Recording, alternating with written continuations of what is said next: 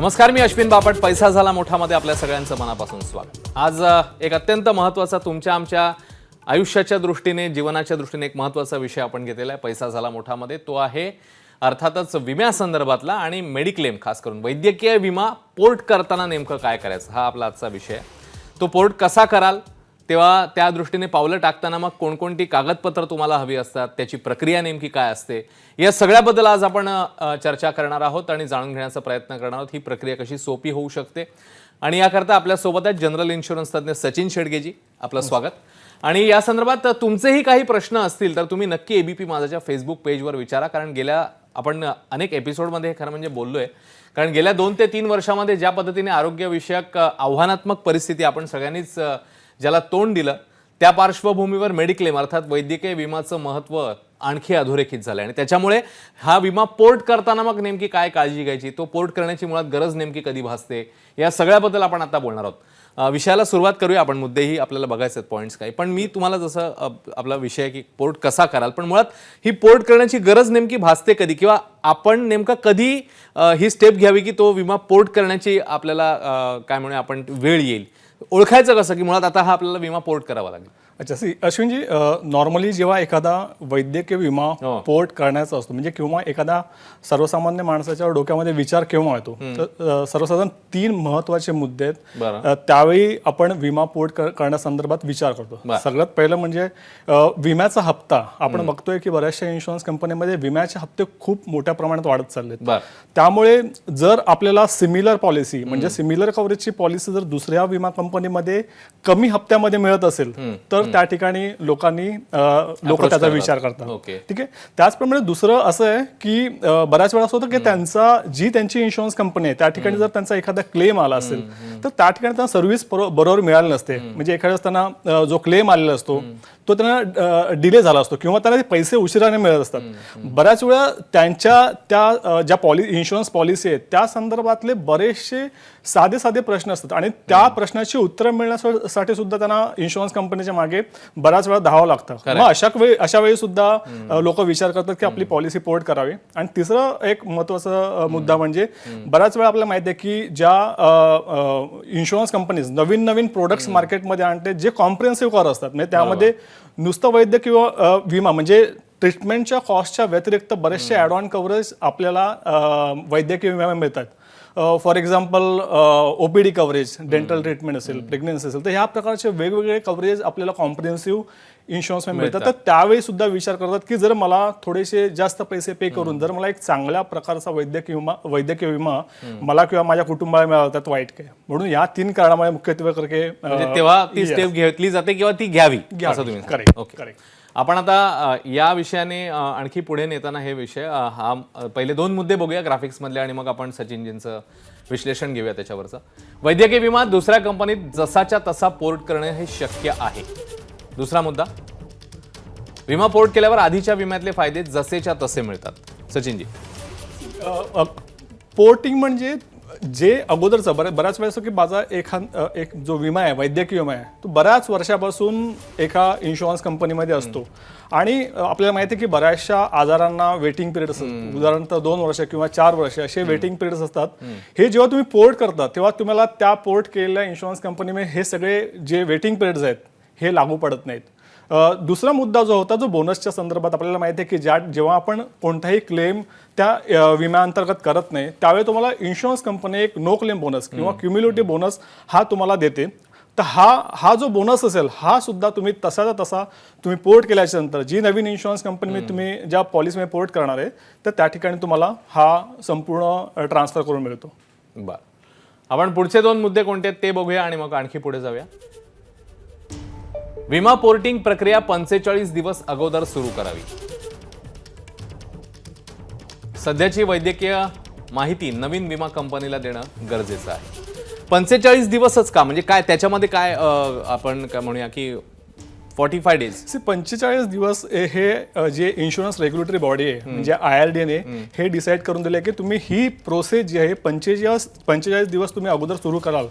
तर ही नेमकी म्हणजे बऱ्याच वेळा काय होतं की एखाद्या माणसाला काही आजार असतील किंवा त्या संदर्भात जर इन्शुरन्स कंपनीच्या अंडररायटर्सला त्या ठिकाणी जर कुठले कॉल्स घ्यायचे असेल तर हा 45 दिवसाचा जो कालावधी आहे हा सफिशियंट आहे आणि त्यामुळे त्या ग्राहकाचं त्या ठिकाणी आपल्याला नुकसान होणार नाही या दृष्टीने हे 45 दिवस अगोदर जरी प्रोसेस सुरू केली तर प्रॉपरली आपण ती पॉलिसी एका इन्शुरन्स कंपनीमधून दुसऱ्या इन्शुरन्स कंपनीमध्ये पोर्ट करू शकतो. दुसरा महत्त्वाचं म्हणजे जेव्हा आपण ही पॉलिसी पोर्ट करतो त्यावेळी त्या ठिकाणी एक स्पेशल फॉर्म आहे पोर्टिंगसाठी आणि त्यामध्ये संपूर्ण स्वतः संदर्भाची जी संपूर्ण माहिती आहे ही तुम्हाला देणं गरजेचं आहे. उदाहरणार्थ जी सध्याची तुमची जर एखादा आजार असेल किंवा तुम्ही काहीतरी औषधं घेत असाल तर ह्या संदर्भाची संपूर्ण माहिती तुम्हाला नवीन इन्शुरन्स कंपनीला देणं गरजेचं आहे. जर तुम्ही ती दिलीत नाहीत तर येणाऱ्या काळामध्ये जर एखादा क्लेम म्हणजे सध्या जे मेडिकेशन चालू आहे त्या संदर्भातला जर एखादा क्लेम आला तर त्या ठिकाणी इन्शुरन्स कंपनी तो क्लेम रिजेक्ट करू शकते. तर त्यामुळे प्लीज जेव्हा तुम्ही पोर्ट करतात तेव्हा तुम्ही जी स्वतःची जी माहिती आहे म्हणजे तुमच्या ज्या आजाराची माहिती आहे ती संपूर्णपणे तुम्हाला इन्शुरन्स कंपनीला द्यायची आहे. खरं आहे. आपण पुढचे काही मुद्दे बघण्याआधी आपल्याला आता प्रश्न देखील यायला लागले आहेत फेसबुक पेजवर एबीपी माझाच्या, ते बघूया.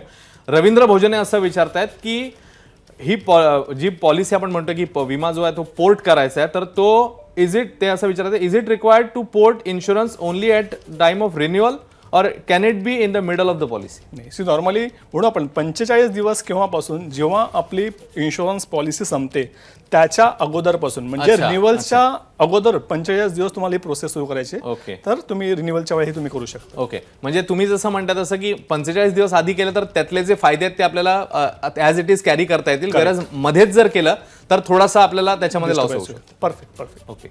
अजून एक प्रश्न आलेला आहे. जगदीश विचारतायत की ओपीडी खर्च औषध खर्च ह्याच्यामध्ये मिळतो का? हां, आता नॉर्मली तुम्ही कोणत्या प्रकारचा विमा निवडताय त्यावर डिपेंड आहे. पण यस की आजच्या तारखेमध्ये बरेचसे वैद्यकीय विमे आहेत ज्या ठिकाणी तुम्हाला ओपीडीचा खर्च सुद्धा दिला जातो. अजून एक ते असं म्हणतात की काही छुप्या अटी क्लेम त्यावेळेच्या वेळी सांगितल्या जातात तर मग त्याच्यापासनं आपण कसं काय म्हणजे ते आपण अलर्ट कसं व्हायचं, आपण ओळखायचं कसं की या छुप्या अटी आहेत आणि त्याच्यापासून आपल्याला मग कसं दूर राहतं? करेक्ट. सी बऱ्याच छुप्या अटी म्हणजे एकतर तुम्ही ज्या ठिकाणावरून इन्शुरन्स घेता की ज्या तुमचा जो ॲडवायझर आहे किंवा एजंट आहे तर त्याचं ज्ञान किती आहे किंवा तो किती एक्सपिरियन्स आहे त्याप्रमाणे तो तुम्ही घेतला पाहिजे. आणि एक अतिशय 2-3 महत्त्वाच्या गोष्टी मी सांगू इच्छिन या ठिकाणी की जेव्हा तुम्ही वैद्यकीय विमा घेता त्या ठिकाणी तुम्हाला विचारायचं तुमच्या एजंटला किंवा ॲडवायझर किंवा इन्शुरन्स कंपनीला की मला कोणत्या गोष्टी आहेत ज्या ह्या विमामधून मिळणार नाहीत. एकदा त्या माहीत पडला तर त्या ठिकाणी तुम्हाला प्रॉब्लेम येणार नाही. तसेच वेटिंग स्पेड्स किंवा कॅपिंग्स असतात म्हणजे उदाहरणार्थ रूम रेंट कॅपिंग असतात आपल्या वैद्यकीय विम्यामध्ये. तर ह्या सर्व कॅपिंग्स आपल्याला माहीत करून घेणं गरजेचं आहे जेव्हा आपण एखादा नवा त्या ठिकाणी विमा घेतो. अजून एक प्रश्न आहे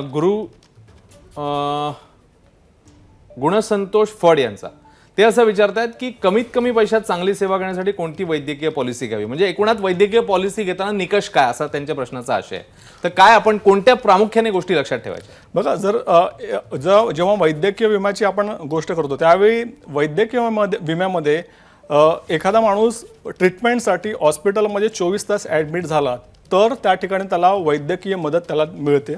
तर वैद्यकीय विम्यामध्ये जर सर्वसाधारण जर टर्म्स अँड कंडिशन बघितल्या ह्या सर्व इन्शुरन्स कंपनीच्या बरोबरच आहे म्हणजे त्या समानच आहेत. फक्त तुम्हाला वैद्यकीय विमा जेव्हा निवडायचा आहे तर मी नेहमी सांगत असतो की तुम्हाला ह्याची माहिती आहे जेव्हा तुम्ही एखाद्या रिलेटिव्हला हॉस्पिटलमध्ये बघायला जाता तर त्या ठिकाणी कॅशलेस डेस्क असतात आणि त्या ठिकाणी तुम्ही जर विचारलेलं कोणत्या 3 ते 4 इन्शुरन्स कंपन्या आहेत ज्या चांगल्या म्हणजे क्लेम सेटलमेंट म्हणजे चांगलं सेटलमेंट आहे तर तुम्हाला सहज तिकडून उत्तर मिळेल. किंवा मग तुम्ही IRDAच्या वेबसाईटवर जाऊन चेक करू शकता की कोणत्या इन्शुरन्स कंपनीने किती क्लेम सेटल केलं आणि त्याप्रमाणे तुम्ही वैद्यकीय विमा हा निवडू शकता. भूषण देशमुख असं विचारतात की क्लेम जर रिजेक्ट झाला तर मग आपण कशी पावलं टाकायची? ओके, खूप चांगला प्रश्न आहे आणि महत्त्वाचा प्रश्न आहे की बऱ्याच वेळा असं होतं की एखाद्या पॉलिसी होल्डरचा क्लेम रिजेक्ट होतो तर तो त्या ठिकाणी सोडून देतो, गिव्हअप करतो. ते न करता आपल्याला पहिली स्टेज आहे की तुम्हाला इन्शुरन्स कंपनीचं एक ग्रीव्हन्स डिपार्टमेंट असतं त्या ठिकाणी तुम्हाला लिहावं लागतं की बाबा हे माझं जे क्लेम रिजेक्ट झालाय तर त्यासाठी पुन्हा त्यांना अप्रोच करावं लागतं. जर इन्शुरन्स कंपनीने त्या ठिकाणी पुन्हा रिजेक्ट केला तर तुम्हाला इन्शुरन्स कंपनीचं ऑम्बर्ड्समनमध्ये जाऊन तुम्ही अप्रोच करू शकता, ज्या ठिकाणी इन्शुरन्स कंपनी आणि ग्राहक समोरासमोर बसून त्या ठिकाणी ती केस फाईट करू शकतो. आणि ऑम्बर्ड्समनमध्ये बऱ्याच वेळा जे निकष लागतात किंवा निकाल लागलेत हे इन्शुअर्ड म्हणजेच विमाधारकाच्या साईडने लागलेत. त्यामुळे जर एखादा क्लेम तुमचा रिजेक्ट होतो तर प्लीज तुम्ही ऑम्बर्ड्समनपर्यंत जा आणि त्या ठिकाणी तुम्हाला नक्कीच क्लेम्स तिकडे तुम्हाला मिळू शकतील. अजून एक प्रश्न आलेला आहे. चेतक विचारतात, ॲडमिट झाल्यावर ऑपरेशन नंतर सेटलमेंटला वेगवेगळी कारणं सांगून काही वेळा कमी पैसे दिले जातात, तर त्याच्यावर मग उपाय काय, आपण कशी पावलं टाकायची तिकडे? बरं, जेव्हा आपल्याला माहिती असतं नॉर्मली कमी पैसे का मिळतात, तर बऱ्याच वेळा 2 ते 3 जे महत्त्वाचे मुद्दे आहेत त्या ठिकाणी आपल्याला कमी पैसे मिळतात. एक तर सगळ्यात पहिल्यात महत्त्वाचा मुद्दा म्हणजे तुमचं रूम रेंट कॅपिंग. बऱ्याच वेळा आपल्याला फक्त असं वाटतं की room rent capping, for example जर माझी विमा राशी 5 लाखाची आणि तिकडे room rent capping 1% for general आणि 2% फॉर ICU. जर आपण जनरल कॅटेगरीमध्ये असेल तर 5 लाखाचा विमा असेल तर तुम्हाला 5,000 रुपयाचा रूम मिळेल. पण बऱ्याच वेळा काय होतं की तो जर आपण 7,000चा घेतला तर वरचे जे 2,000 रुपये आहेत तर लोकांना म्हणजे असं वाटतं की फक्त ते मला रूम रेंटचे डिडक्ट करून मिळतील. परंतु तुम्हाला ते रूम रेंटवरती डिडक्ट न करता त्याचं प्रपोर्शनेटली जे डिडक्शन आहे हे तुमचं डॉक्टर फीस, नर्सिंग चार्जेस हे सगळं चार्जेस आहेत त्यावर सुद्धा डिडक्शन होतं. त्यामुळे पण तुम्ही नक्कीच त्या पॉलिसीच्या कंडिशनप्रमाणे जी कंडिशन आहे त्याप्रमाणे पुन्हा तुम्ही विमा कंपनीला किंवा जो TPA आहे त्याला तुम्ही अप्रोच करून ते तुमचे उर्वरित पैसे मागू शकता.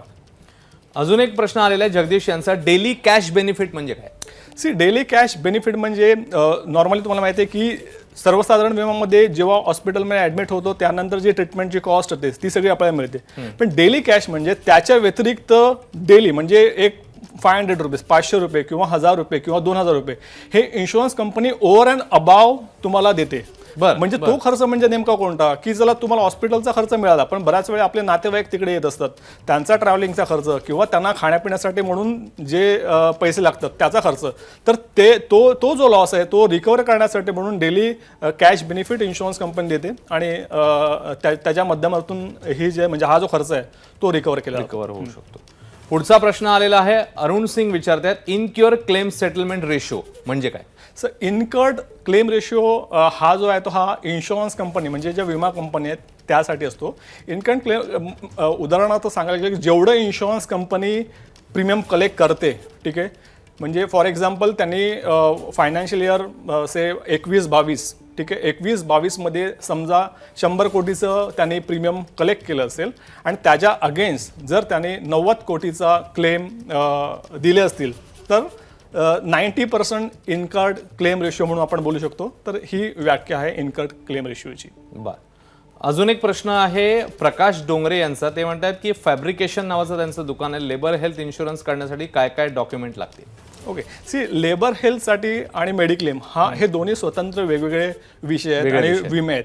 सो लेबर हेल्थ ह्याला आपण एम्प्लॉई कॉम्पन्सेशन ऍक्ट प्रमाणे त्याला ज्याला आपण वर्कमॅन कॉम्पन्सेशन पॉलिसी बोलतो तर ती तुम्ही वेगळ्या पद्धतीने घेऊ शकता. ज्या ठिकाणी तुम्हाला मेडिकलचा खर्च न मिळता तुम्हाला त्यांची त्यांची जी इन्कम आहे ती प्रोटेक्ट केली जाते. उदाहरणार्थ एखाद्या माणसाला जर त्याचं वय असेल से 20-25 आणि त्याची त्यावेळीची इन्कम आणि त्यावेळी जर त्याला एखादा ऍक्सिडेंट झाला म्हणजे एखाद्या वेळेस डिसॅबिलिटी झाली किंवा त्याचा मृत्यू झाला तर उर्वरित कालावधीमध्ये तो जो पैसे अर्न करणार आहे तर त्याचे ते पैसे कॅल्क्युलेट करून म्हणजे हे सर्व विमे जे आहेत हे आपले एम्प्लॉई लेबर जे कोर्ट आहेत त्या ठिकाणी तुम्हाला सेटल केले जातात आणि एम्प्लॉई लेबर जे तुम्हाला कोर्ट जे आदेश देतील की तुम्हाला एवढे पैसे द्यावे लागतील त्याप्रमाणे ते पैसे त्या ठिकाणी मिळतात. आपण बघताय ABP माझा पैसा झाला मोठामध्ये आजचा आपला विषय सुरू आहे तो म्हणजे वैद्यकीय विमा पोर्ट कसा कराल. वैद्यकीय विमा पोर्ट करताना नेमकी कशी पावलं टाकायची. खूप प्रश्न मंडळी विचारतात त्याच्यावरनं एक जसं आम्ही म्हटलं मगाशी खूप एक काय म्हणूया हे चांगलं चित्र आहे एका अर्थी की आपण आपल्या आरोग्याबद्दल आणि आपल्या एकूणातच या आरोग्यविषयक खर्चाबद्दल किंवा या सगळ्या परिस्थितीबद्दल अवेअर झालेलो आहोत, जागरूक झालेलो आहोत आणि त्याच्यामुळे खूप प्रश्न आहेत. लोक आरोग्य विमाच्या दृष्टीने जागरूक आहेत. आपण पुढे जाऊया, प्रश्न घेऊया आपण. एक मुद्दा याच्यामध्ये आलेला होता तो दातांच्या ट्रीटमेंटचा. वैजयंती चव्हाण असं विचारतात की दातांच्या ट्रीटमेंटसाठी हा विमा मिळतो का? जे सर्वसाधारण विमे आहेत त्या ठिकाणी दातांची ट्रीटमेंट तुम्हाला मिळत नाही, कारण तुम्ही बघितलं की प्रत्येक माणसाला दाताच्या ट्रीटमेंटसाठी खर्च येतो आणि तो कदाचित विमा कंपनीला परवडण्यासारखा नाही आहे. परंतु बऱ्याचशे नवीन विमे मार्केटमध्ये इंट्रोड्यूस झाले तर त्या ठिकाणी दाताची ट्रीटमेंटसुद्धा दिली जाते. पण तुम्ही जेव्हा अशा प्रकारचा कोणता विमा घेता तर त्याच्या टर्म्स अँड कंडिशन प्लीज तुम्ही त्या चेक करून घ्या. अदरवाईज तुम्हाला जेव्हा त्याची खरी गरज लागेल त्यावेळी तुम्हाला तो विमा किंवा त्याची जी खर्च आहे तो तुम्हाला मिळू शकेल. अरुण सिंग विचारतात पहिल्या कंपनीत क्लेम आल्यानंतर पॉलिसी पोर्ट करता येते का आपल्याला? पोर्टिंगचं हे संपूर्ण डिसिजन दुसऱ्या कंपनीवर असतं. जर एखादा पहिल्या कंपनीमध्ये आलेला क्लेम कोणत्या प्रकारचा आहे त्यानंतर मग दुसरी कंपनी जी आहे ज्या कंपनीवर पोर्ट करणार आहे ती डिसाईड करते की ही इन्शुरन्स म्हणजे ही पॉलिसी मी पोर्ट करू शकतो की नाही करू शकतो. त्यामुळे असं काही नाही की जर अगोदर तुमचा क्लेम आला असेल तर तुम्ही पॉलिसी पोर्ट करू शकत नाही, असं काही नाही. ते संपूर्णतः दुसऱ्या कंपनीच्या अंडररायटिंग गाईडलाईनवरती डिपेंड आहे. त्यानंतर निलेश जगदाळे विचारतात एक्झिस्टिंग व्हायरल डिसीज हेपेटायटिस सारखे याच्यामध्ये कव्हर होतात का?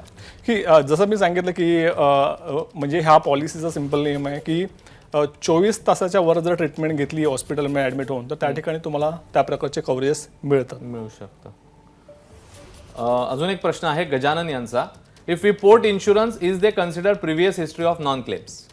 येस, म्हणजे जर तुम्ही पोर्ट करत असाल आणि त्या ठिकाणी जर तुम्ही कोणतेही क्लेम केले नसतील तर साहजिकच नॉन क्लेम म्हणून ते पोर्ट करून घेऊ शकतात, काही प्रॉब्लेम नाही. त्याच्यानंतर एक प्रश्न आहे TPA कंपन्या क्लेम लवकर देत नाहीत, जगदीश विचारतात. TPA जर कंपन्या तुम्हाला लवकर क्लेम देत नसतील तर तुम्ही इमिजिएटली इन्शुरन्स कंपन्या आहेत म्हणजे ज्या इन्शुरन्स कंपनीचा TPA आहे तिकडे तुम्ही इमिजिएटली तुम्हाला निदर्शनात आणून देणं गरजेचं आहे. जर तुम्ही त्यांना कंप्लेंट केली तर TPA कंपन्या ज्या आहेत ह्या तुम्हाला प्रॉपर पद्धतीने त्या ठिकाणी क्लेम सेटल करून देतील.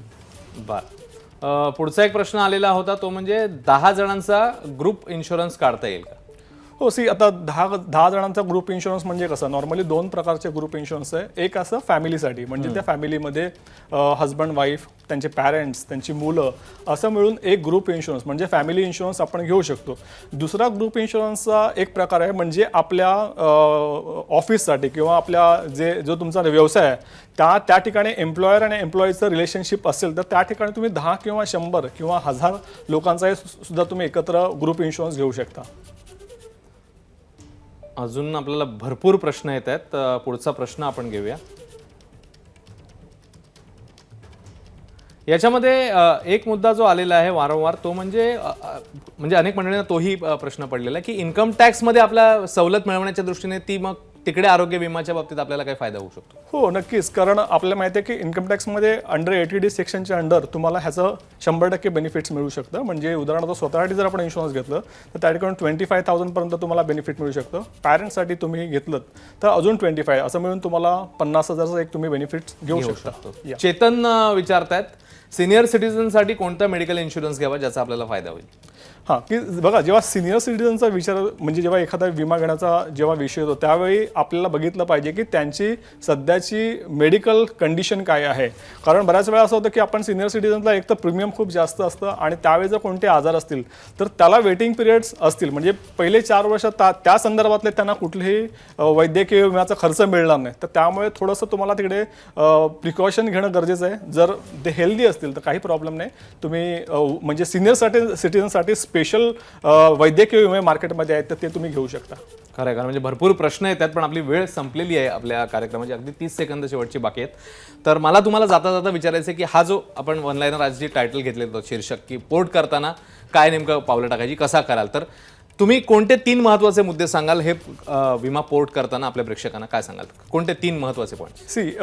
पोर्ट करणं हे चांगलं ऑप्शन जरी असलं तरी पण बऱ्याच वेळा असं होतं की आमच्याकडे बरेचसे लोक अशी येतात की ज्यांची विमा पॉलिसी जवळजवळ 10, 15, 20 वर्षापासून एका कंपनीमध्ये चालू असते आणि प्रीमियम त्या ठिकाणी वाढल्यामुळे ते दुसऱ्या कंपनीमध्ये शिफ्ट करू पाहतात म्हणजे पोर्ट करू पाहतात. पण तुम्हाला एक सांगायचं आहे की पोर्ट करतेवेळी जर तुम्हाला एखादा कोणता मोठा आजार असेल किंवा तुम्ही एखादी माहिती त्या ठिकाणी चुकून तुमच्याकडून ती सुटली गेली तर त्या ठिकाणी तुमचं नुकसान होऊ शकतं. दुसरं म्हणजे की तुमचं अगोदरचं जे इन्शुरन्स आहे आणि तुम्ही ज्या इन्शुरन्स कंपनीमध्ये पोर्ट करतायत तर त्याचं ॲपल टू ॲपल म्हणजे एक एक कव्हरेजेस आहेत ते तुम्हाला चेक करूनच नंतर पोर्ट करा. नाहीतर काय होईल की कमी रकमेच्या विम्यासाठी किंवा कमी हप्त्याच्या विम्यासाठी जर तुम्ही ती पोर्ट कराल तर त्या ठिकाणी जर कमी कव्हरेज असतील तर त्या ठिकाणी तुम्ही साहजिकच आहे कमी कव्हरेजचं तुम्हाला प्रीमियम पण कमी असेल.